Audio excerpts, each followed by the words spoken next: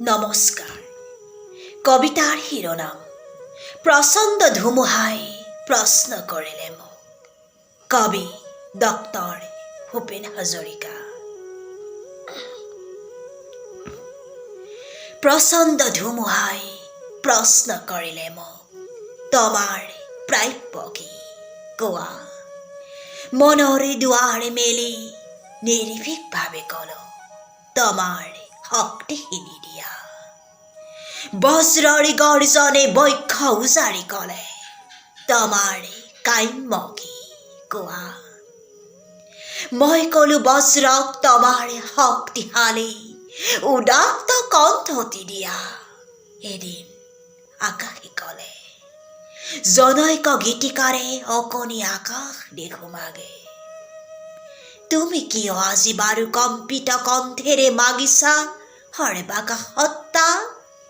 মই ক'লো, তুমিয়েতো কৈছিলা ৰাতিপুৱা যিমানে বিলাই দিবা সিমানে মহান হবা।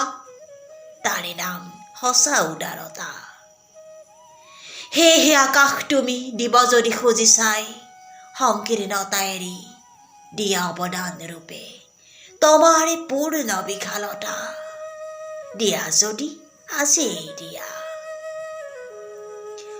মহাকাশে দিলে মোক বিশাল দৃষ্টি আৰু ধুমুহাই প্ৰচণ্ড শক্তি।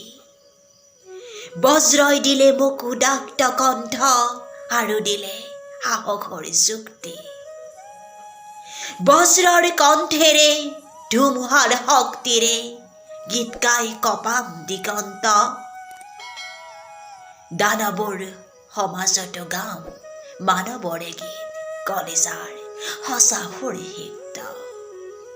মুমূৰ্ষু মানৱক জীৱনৰ বিদ্যুৎ কিঞ্চিত যদি দিব পাৰোঁ, আকাশ ধুমুহা আৰু বজ্ৰ তাৰ বাবে শতবাৰ প্ৰণিপাত কৰোঁ।